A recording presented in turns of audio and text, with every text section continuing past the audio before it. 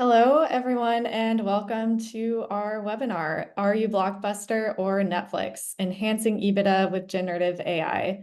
Today, we're very excited to be here with our panelists, Milan Luketic, the AI practice leader, and Kim Mirazimi, our Chief Revenue Officer. To get started, we'll just go over a couple of housekeeping items and our agenda. We will start with a very brief about us and some introductions, and then we will dive right into the content. We will first start with the current state of generative AI, make sure that we all understand what does this technology look like, where is it heading. Then we will go into our EBITDA enhancement discussion. How can you start leveraging generative AI to enhance your EBITDA and protect it from some of the market conditions that we're facing? Then we will go into some practical generative AI road mapping steps where we will talk about how to actually get these ideas on paper and start implementing them into your business. Lastly, we will open up a Q&A portion of the presentation. If you have questions, feel free to ask them in the Q&A box that you should see at the bottom of your screen. If you ask them, you can ask it anytime during the webinar, but we will save all questions for the end. Now, a quick about KMS Technology. We are a trusted partner in digital excellence. We provide high-quality custom software development out of our delivery centers in Vietnam, Mexico, and the United States. We have experience in consulting and developing emerging technology solutions, and we are very excited to talk to you today about the most relevant emerging technology of the last decade, probably, which is generative AI. And we will now jump into our introductions. Kim, would you like to start and introduce yourself? Sure, I'd love to. Thank you, Addie. Hello, everyone. Kim Mirazimi, Chief Revenue Officer here at KMS. I'm excited to be here today because one of my core passions is leveraging technology to help organizations achieve their business goals.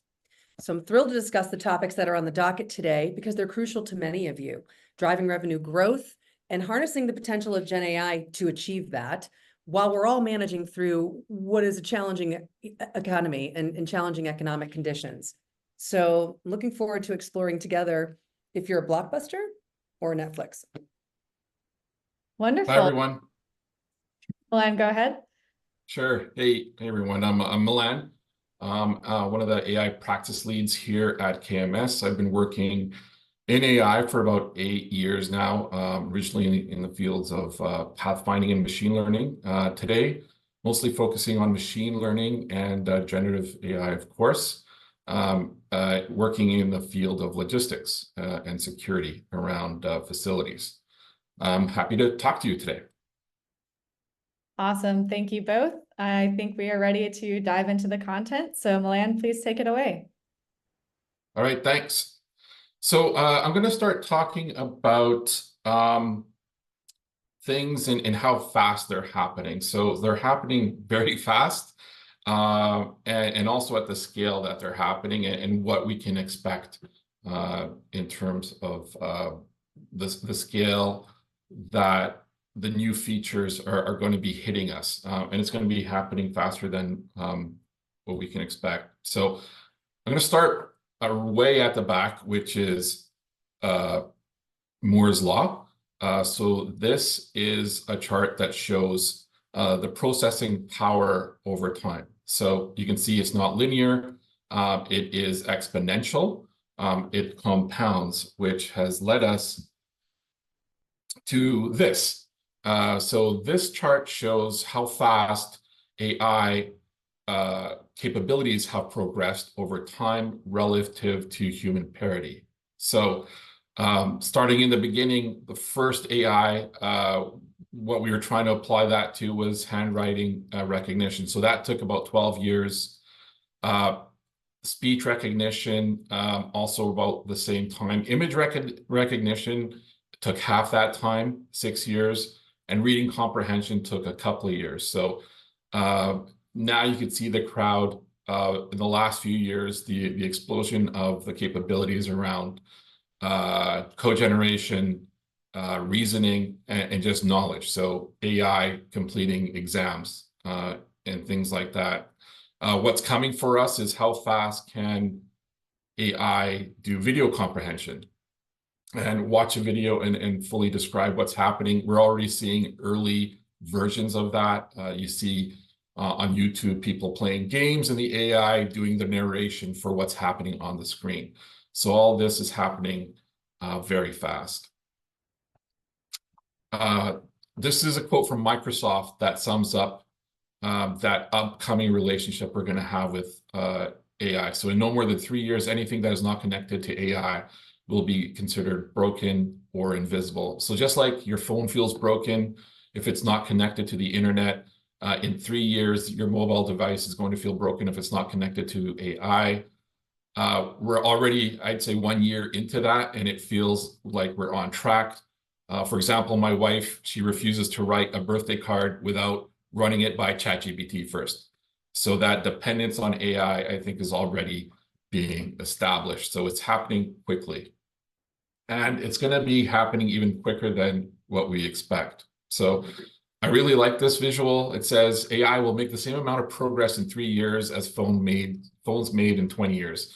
And we can already see this happening. The improvements in generative AI tech over the past year have been significant, especially with the latest language models like GPT-4o, and Gemini is impressive as well in their ability to reason and input data.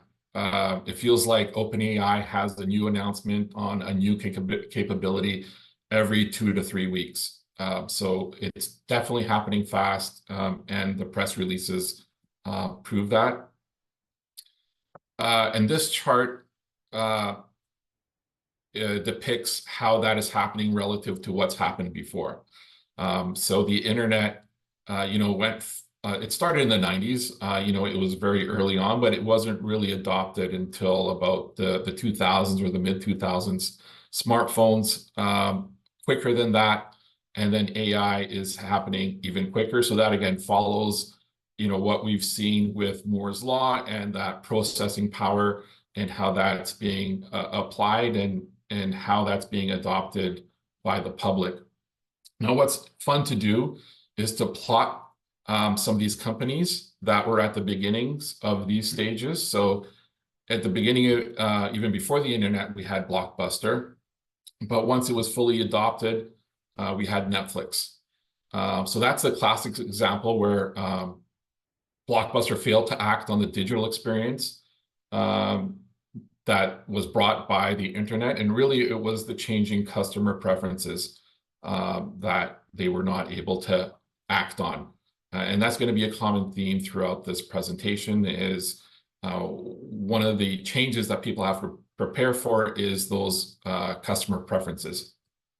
BlackBerry, at the beginning of smartphone time, they had a lot of market share. Everybody had a BlackBerry, but today we see Apple and Android in everybody's hands and pockets. And really, it was BlackBerry's failure to recognize the importance of the App Store and not developing, that part of their ecosystem and opening that up, which Apple and Android have done and have established that market share.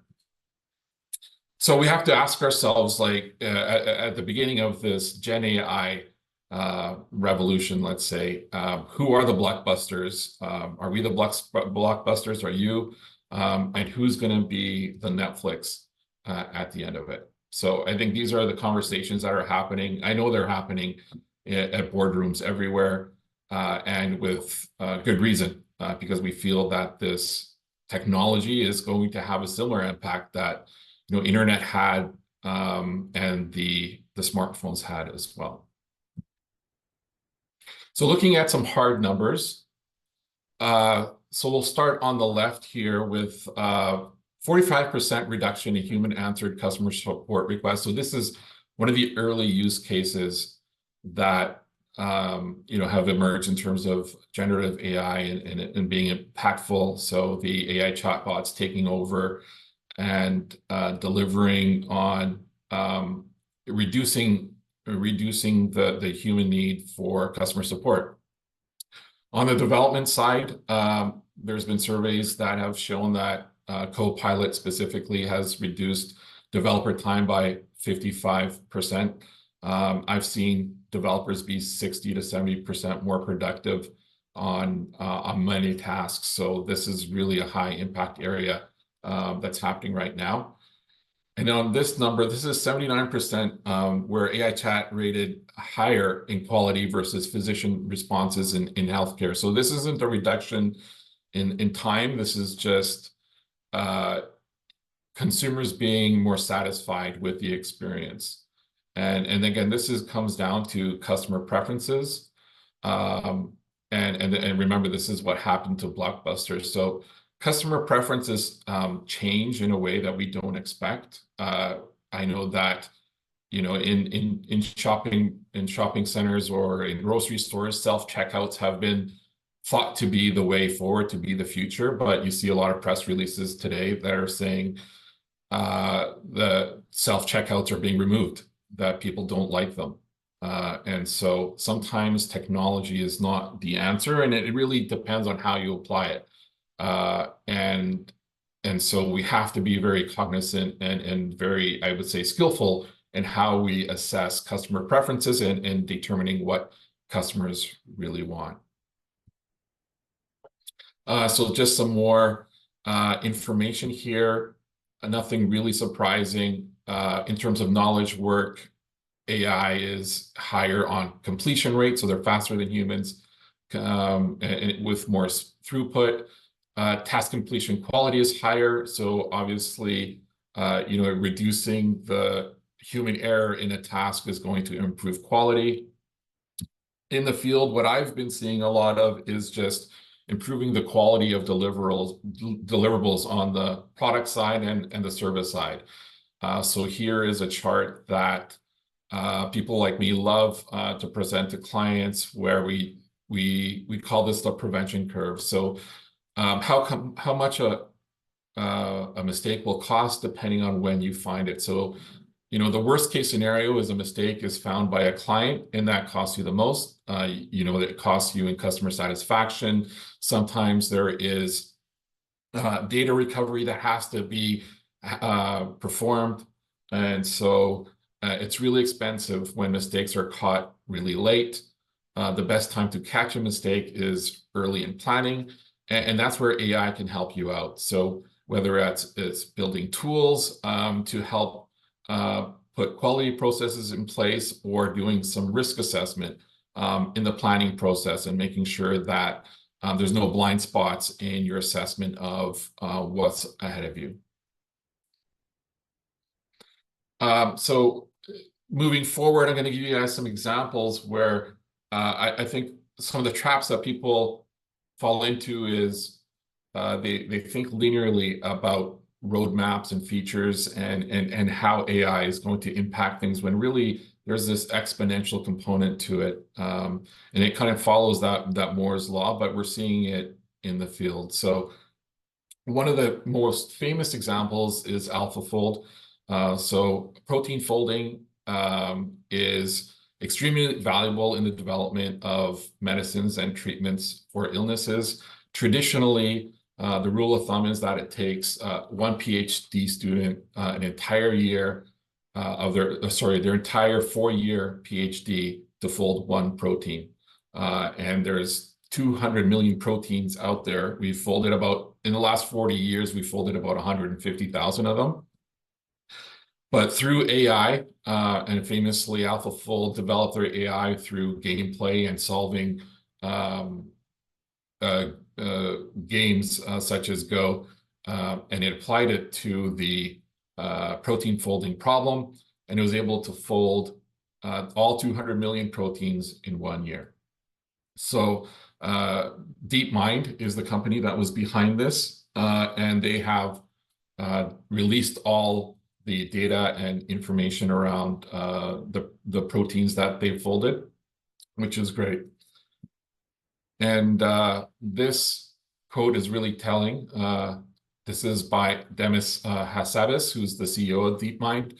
The quote is, it's a billion years of PhD time, or a billion years of PhD level human thinking accomplished in 1 year with AI. So he's saying all the time that would have taken all those PhD students, so 4 years for one protein, that's all been replaced by AI. So hugely impactful, really a signal of what's coming and what we need to prepare for. And so when we think about our businesses and we think about our workforce and the people that work for us, we have to think about them being supported almost by teams of people who are really just virtual agents. So the way I advise my clients is to imagine that each one of your workers has access to a workforce of 1,000 people across multiple disciplines, whether that's economists, artists, marketers, designers, writers. And that's really the output that we should be preparing for from people. Even today, it's already happening. I have a client in the retail sector who has described using ChatGPT to do some of their forecasting. So they work in the planning department of retail, and they use a lot of different models that typically sometimes they get consultants in for at $400 an hour to provide some of the formulas and algorithms to help forecast some of their planning needs. And ChatGPT has replaced many of those consultants already by providing the algorithms and the methodologies needed to do the forecasting that those consultants would do. So very powerful. Now I have a case study that goes in a little bit more detail about these kinds of scenarios. So this is a case study of Renault, who is a car manufacturer in France. They build engines, and there is an engineering consultancy company that builds a specific piece of the engine called the water circuit for that engine. So traditionally, building that piece, going through the traditional steps of the design, the blueprints of that water circuit, actually building the model, end to end, that traditional process took about 1 month for one water circuit. So then they've applied generative AI through some special engineering tooling, and they were able to reduce that time down to 1 day. So a pretty amazing feat, but not just reducing the time, but they also, in that time, they were able to produce multiple versions or multiple designs of a water circuit, actually do an analysis on each design, and then come up with the best recommendation. So this is a small engineering firm that would need to do at least triple, or need to have the triple number of engineers that they had. So this new process using generative AI was able to reduce that time to 80%. So it's not like it was a linear reduction. It wasn't like, okay, went from 4 weeks to 3 weeks to 2 weeks. It was literally going from 4 weeks to 1 day. So again, that linear versus exponential gain that generative AI was able to produce in this one example. So this example brings us much closer to what we do every day, relative to even relative to the protein folding problem, which was kind of an extreme example, but this shows us that people are actually already doing this, and they're already seeing the gain. So it's proof that this technology is delivering on the hype, and the gains are real.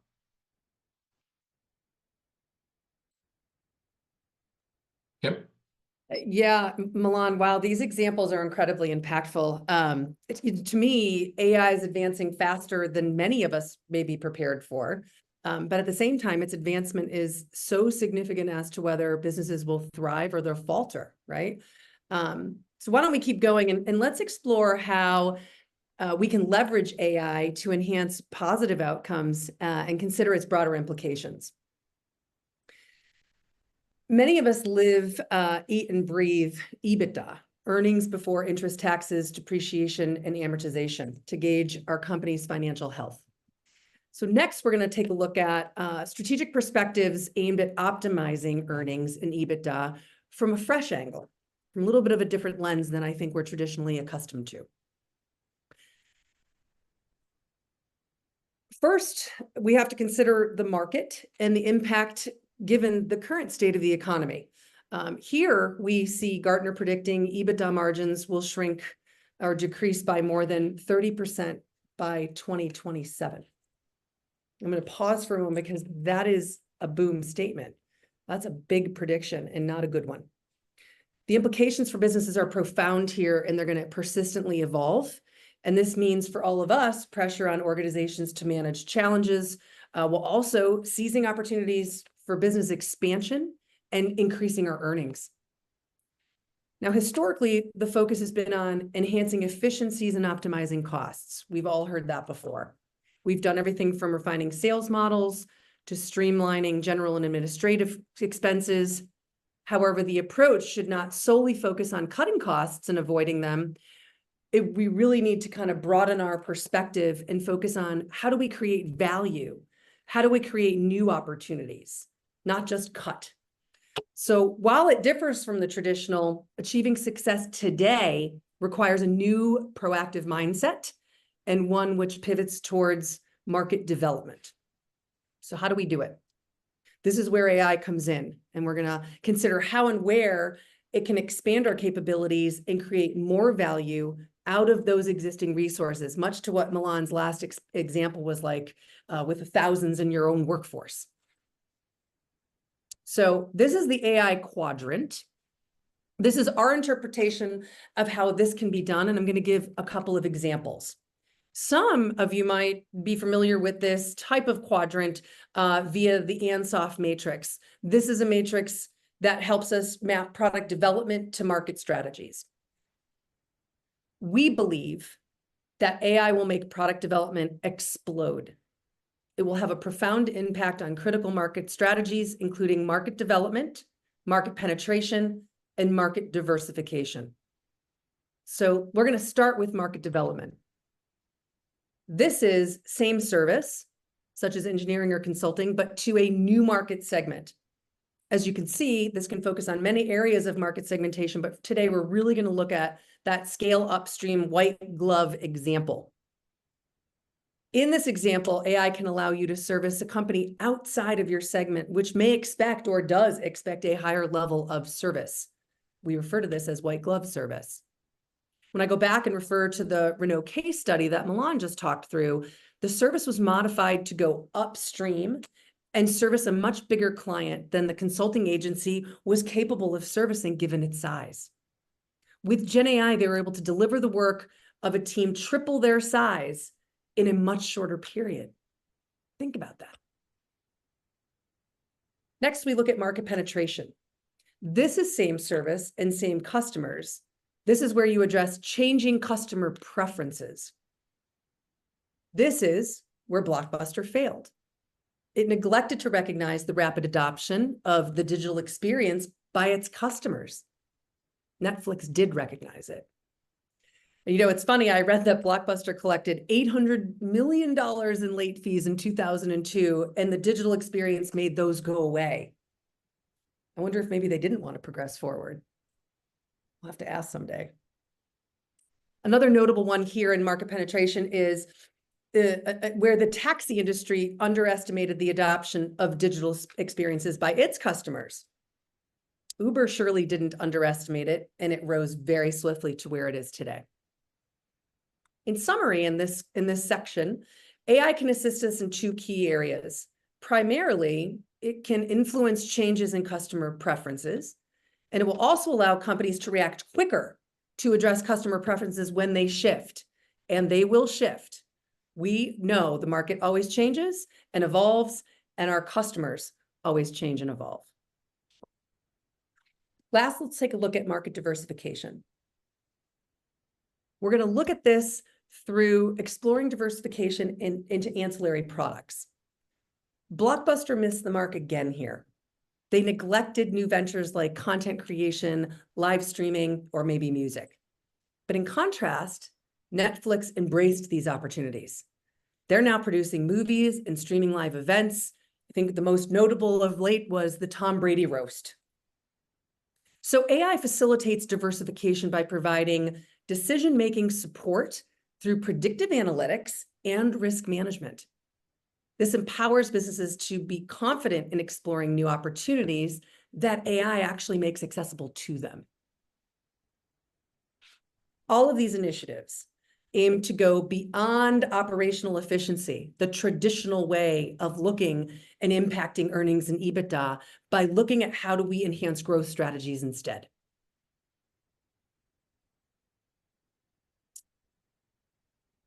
So, as we've discussed, achieving operational efficiency are often utilized to manage earnings and EBITDA. We've now looked through a little bit and given you a snippet into a modern lens on how AI can trigger the explosion of product development with these types of strategies.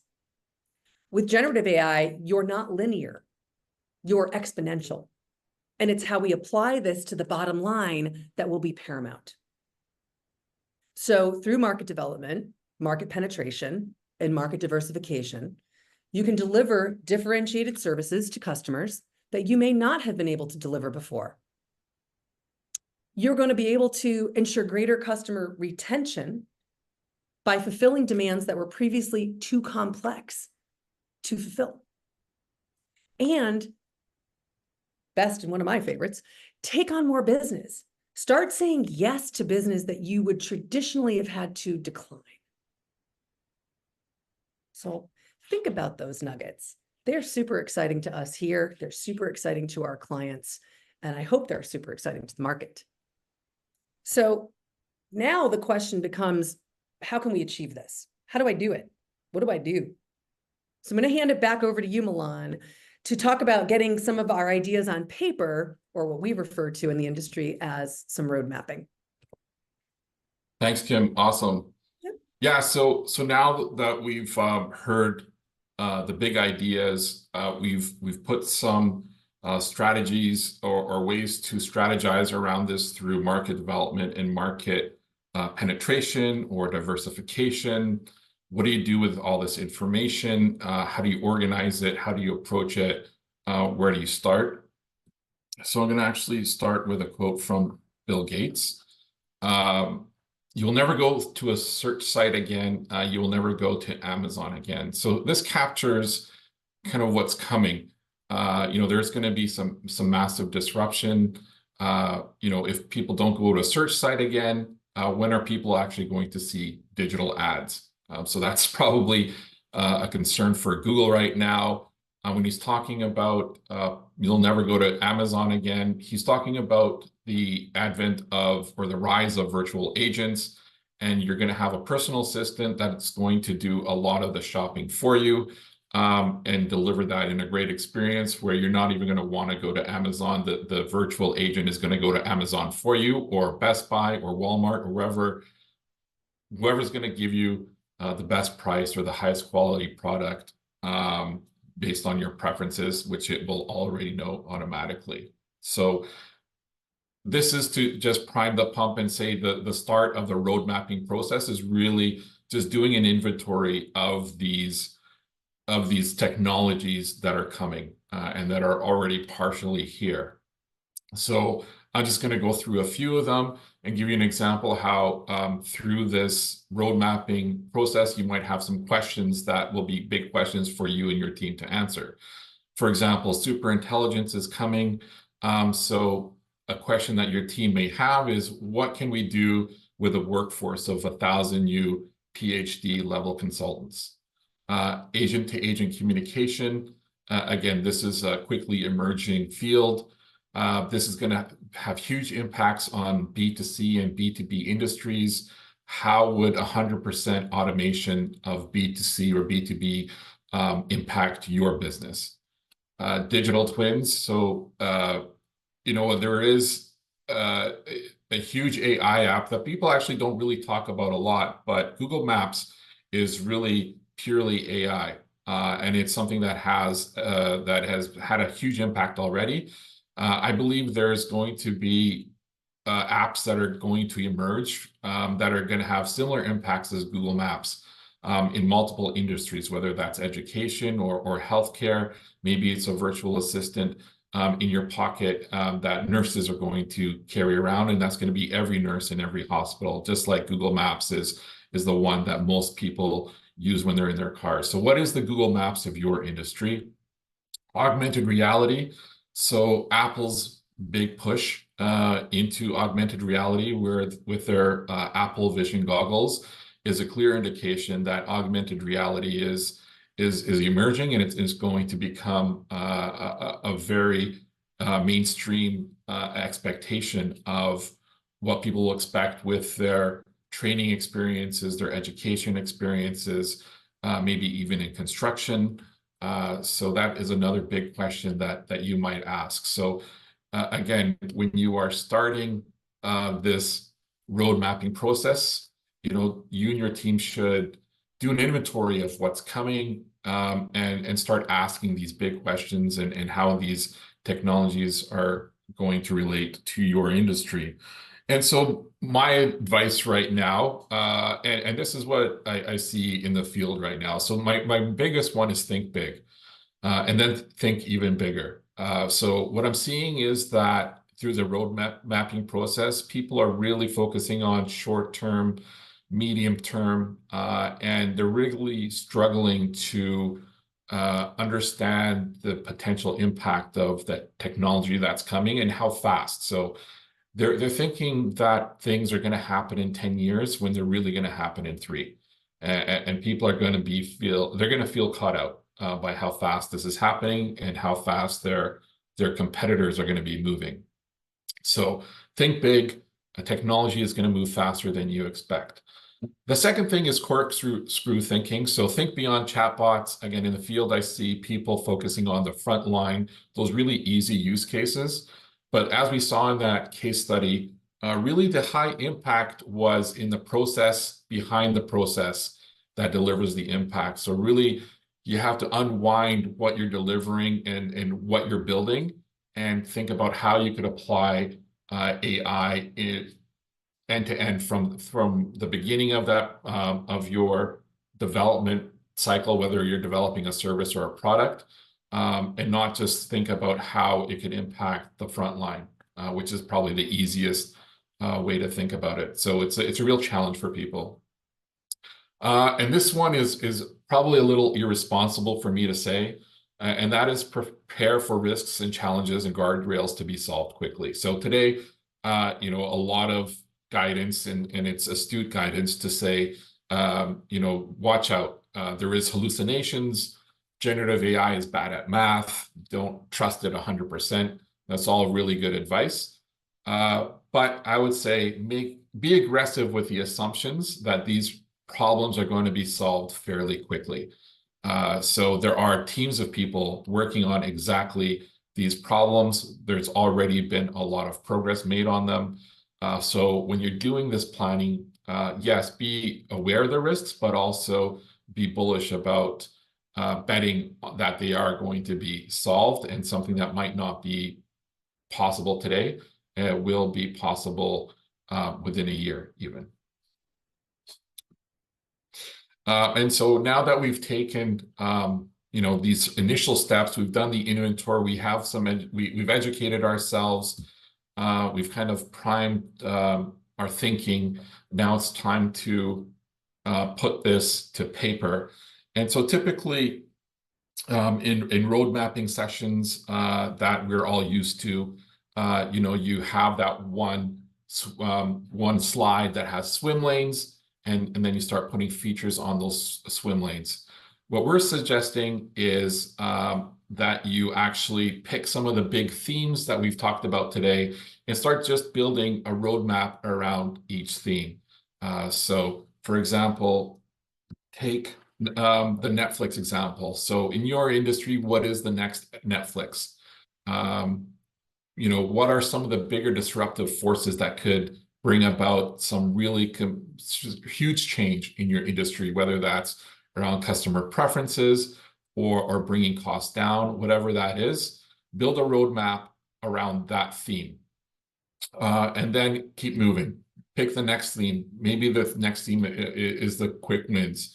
This could be a chatbot. People are expecting chatbots to be a lot smarter than they were 2 years ago. So this could be something that you need to act on now. So develop your roadmap around that.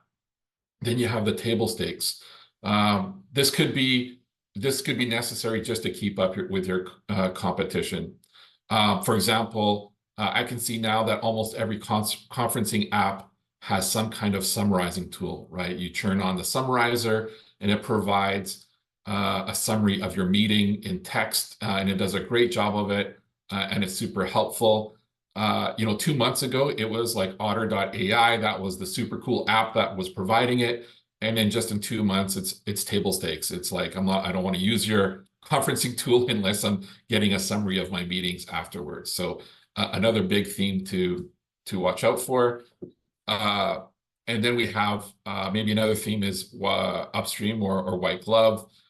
This is how you can service those high-touch customers, and how does AI allow you to do more with less to service them. And then correspondingly, maybe it's going downstream and scaling. Hey, what does self-serve mean to us? Maybe self-serve is the way that we start delivering our product or our service. Maybe you could build an app that can replace all the people on your front line. So that's another roadmap. And then there's new markets. Maybe you're a finance company and it's time for you to start thinking about crypto. And there's a huge relationship between crypto and AI. And so maybe now's the time to develop that roadmap. So again, instead of thinking linearly with a single roadmap and looking at short term, do a brainstorm, develop multiple roadmaps, and just get everything out there in a roadmap form. And once you have that, then just converge them. This part, a lot of time, is more art than science. And ideally, some ideas are going to resonate more with a group than others. And then just start going through them one by one, and circling the ones that speak to you, that make sense, and abandon the ones that you don't think are fit for you. So in this case, maybe you are looking at the next Netflix, but at the same time, there's some table stakes you need to address to keep up with the competition. And at the same time, maybe you go downstream and start working on that self-serve. So there is a lot of synergy and overlap and redundancies in these technologies, and sometimes they build one on top of the other. And sequencing becomes very important as well. And how you spend those resources doing the R&D to develop these roadmaps. But ideally, you take these multiple roadmaps, you converge them into one unified roadmap that is going to be that one thing that everybody can look at. And the key thing is just to get alignment. I think, in town halls right now, people do get a lot of questions around AI and what are we doing around AI. And in town halls, having that one slide, that one roadmap slide, just boom, brings the whole company together and delivers that great unified message that people are searching for. So yeah, it sounds easy, but there's a lot to it, and a lot of times, you do need help. And how can a partner help you? Well, number one, what I see is coaching. So again, I do see a lot of teams struggle with just getting started. They don't think big enough. They don't understand the technologies. They don't understand the inputs and the outputs. So just upskilling your team and preparing them for that roadmap discussion. So I think that's a huge impact for a step one. And then just guidance on the advanced technologies. So understanding at an input and output level of what each technology can deliver. What are the data requirements for this technology? Is your data ready to feed the AIs? And frankly, a lot of times, I would say businesses are unnecessarily down on what state they think their data requirements are. A lot of times they have the data there, or they have the machinery there, and sometimes it's just adding a second output or a logging endpoint or something very easy that can be done. There's a lot of low-hanging fruit that businesses aren't seeing, but me coming in as a technologist can see that for you. And so I think this is another area that a partner can help you with, is just get you a real good, clear story of where your data is at. And usually, like I said, it's usually better than what people think. And then just navigating the risks and the limits. I know earlier I said bet on them being solved, but it is going to happen over time, and you have to sequence these things. And so having an expert there to help you navigate these is going to be valuable for you. And then just that last step of converging those roadmaps, how you sequence the technology, how are you going to budget for these things? What is the sequencing of them? What should you just buy now? What should you wait for until that technology gets to a point that is the right time to buy it? Things are getting cheaper a lot. The things are getting cheaper quickly. And sometimes it does make sense just to wait in terms of buying a technology. So timing those purchases becomes a big deal when you're road mapping these things. And then just the overlapping dependencies, making sure that you're not grabbing two technologies that actually do the same thing. That's another area that the experts are going to help you with. And yeah, those are my ideas, and I'd love to have conversations with you people, with everyone out there on these things. It's an exciting time. Awesome. Thank you so much, Milan. Now we can jump into our Q&A portion. So we've had a couple questions come in. There's still time to submit. So if anything comes to mind, feel free to drop it in that Q&A box. And you can also submit anonymously if you'd like. This first question, Milan, I think I'm going to pass this one to you. Can you talk more about the key differences between a generative AI roadmap and a regular roadmap? Yeah, like I said, traditionally, the roadmaps have been very linear in terms of how they are developed. They're fairly narrow focused. People do the now, next, later roadmaps, and they try to capture things, but I feel that they are very limiting. Again, they're very narrow. And so the Gen AI method that we've been discussing is really about that brainstorming aspect of it, and just being able to quickly build multiple roadmaps and then converge them. So it's a bit of a different way to build a roadmap through that brainstorming process, but I believe it's necessary given how fast the technology is being built, some of the assumptions that you need to make, and how big you need to think to really get a roadmap that you're going to be confident in. Awesome. Thank you.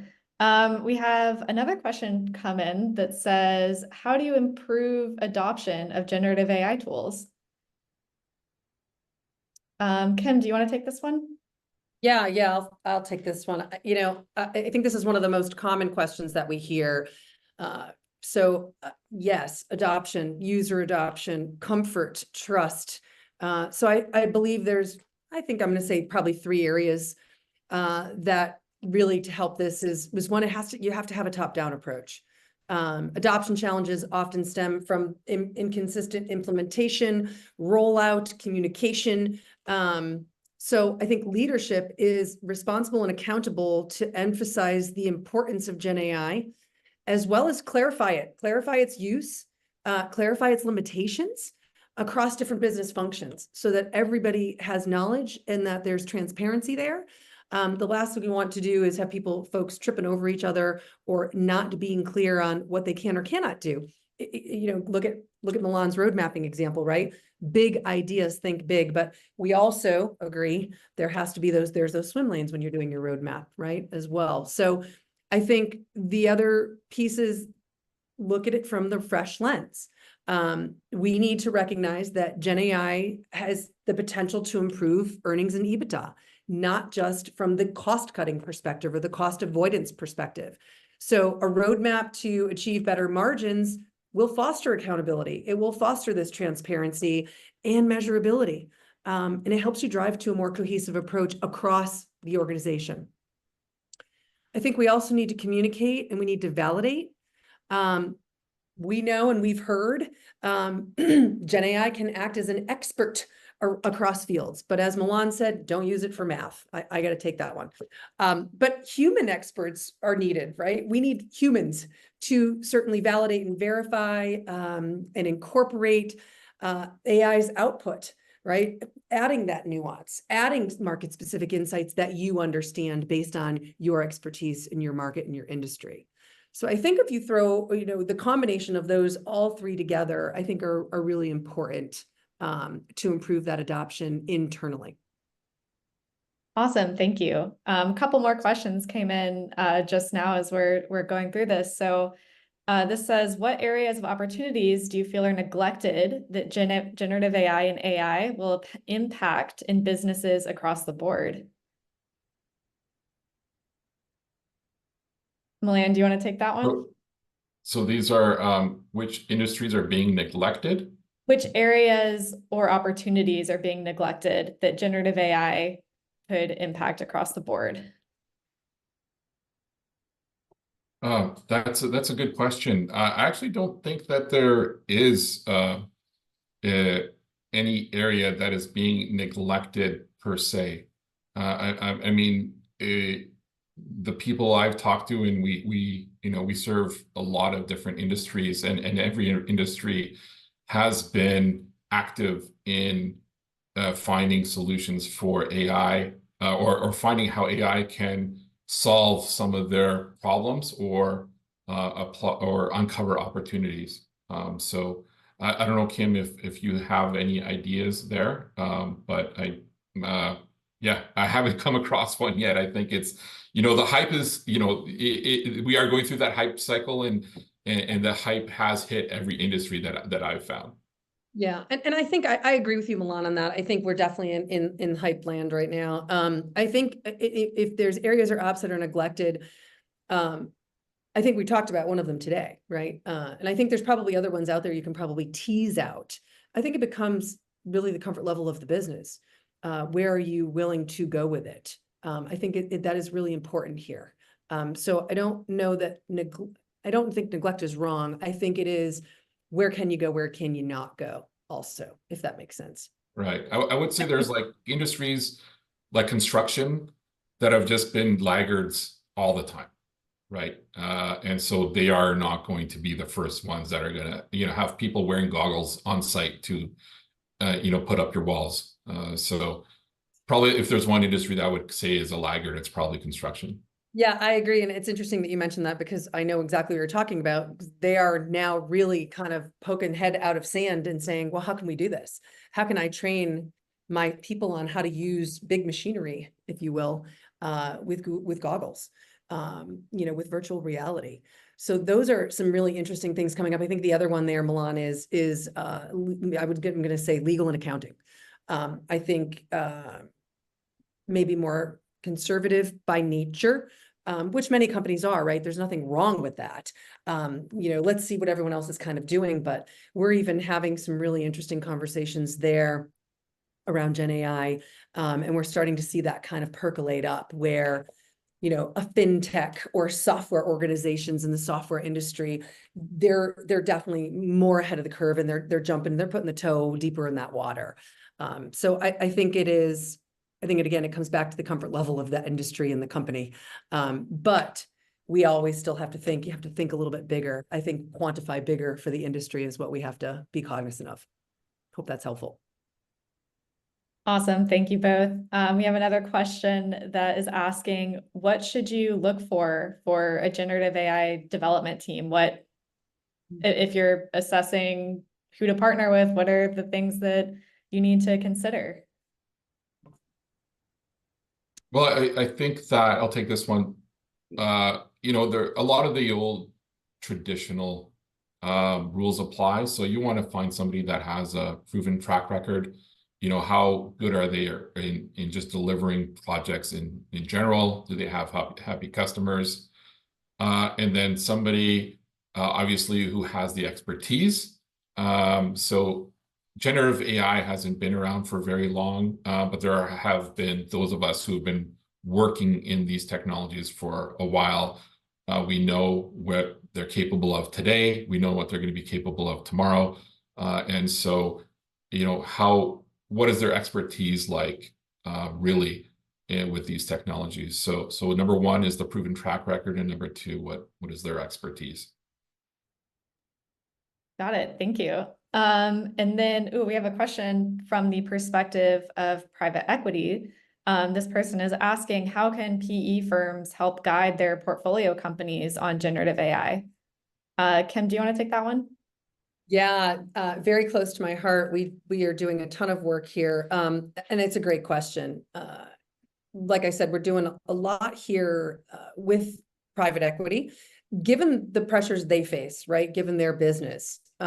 So what we're seeing out in the field here is, really promoting knowledge sharing about Gen AI, what it can do, its potential, and its potential to enhance EBITDA, right? If anyone thinks about EBITDA, it's a portfolio company that is under the guise of a private equity firm, and it is also the private equity firm that is trying to grow that portfolio company.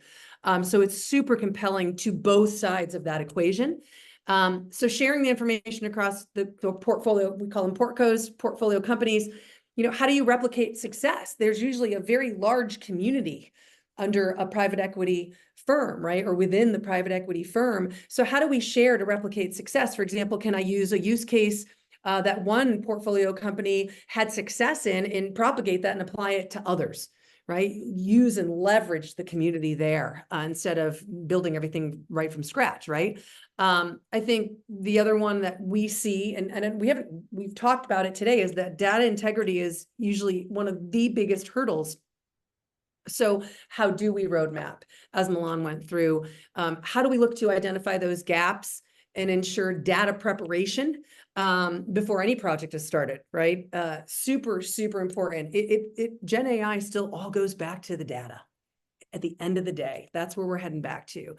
And then I think the other one is, I'm going to say mindset shift.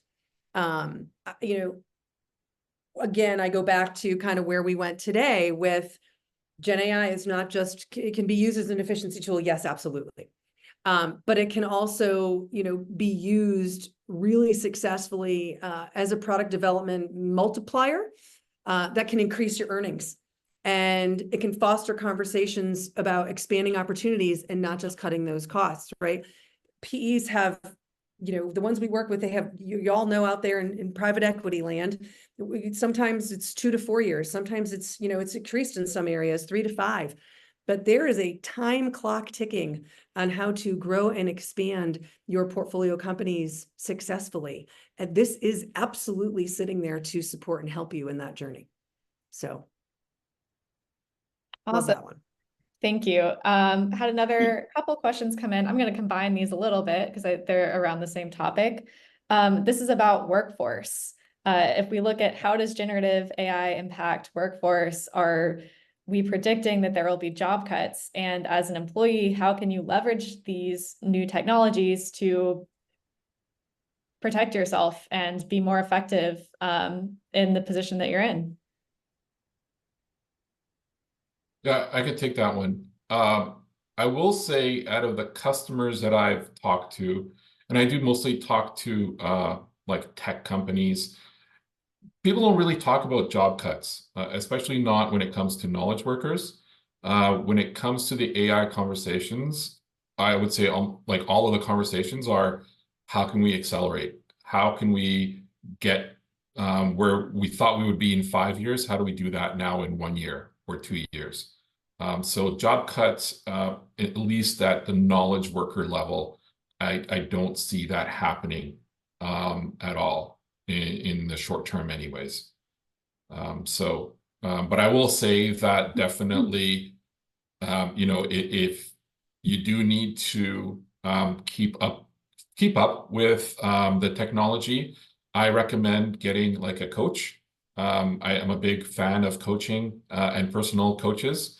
And so, you know, the AI tech landscape is vast and complicated, and it's even hard to pick which book to read or which course to take.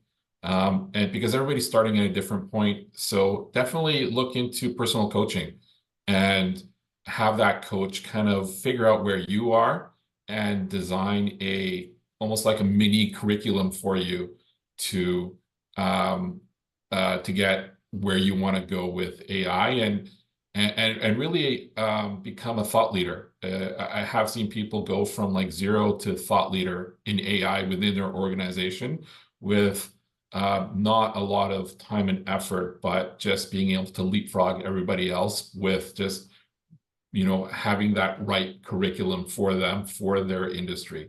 So that's my recommendation. Yeah, I think just to sprinkle in there, I think that I agree with you, Milan. We're not hearing a lot. I think the cost, losing my job, I think that is we love the media. I think it's been blown up. I do think it helps people do their jobs better. If I'm doing remedial tasks all day, and we are actually big internal users here at KMS of how can AI help us become more productive. So if I am stuck in remedial tasks all day and I can have some help with that, leveraging AI or Gen AI to allow me to focus on the more strategic things that I need to focus on, it's extremely helpful. And it just kind of puts me on a better path there. It makes me more productive, makes my outputs more productive and faster coming, Milan, just to your point, right? To accelerate what really matters. So I think it is the lens of which you look at it through. And be that proponent in your organization. Don't be scared of it. Be that proponent that stands up and supports it and drives it and, you know, evangelizes it, because that will elevate you to the top of your peer groups as well. Awesome. Thank you both. I think that's it for our questions, and we are running very close to the top of the hour. So I think it's time for us to wrap up. First and foremost, thank you for attending today. We really appreciate your time. You will receive a follow-up email with a recording of this webinar. It will also be available on demand. So if you found value from this content, please feel free to share it with any of your peers that might also find this interesting, or if you want to start a conversation about how do I get generative AI and get a road mapping conversation on the table, feel free to use this content, these slides, to spark that as well. Again, very much appreciate your time. Thank you to Kim and Milan for presenting, and I hope you all have a great rest of your day. Thanks, everybody. Be well. Thanks, guys.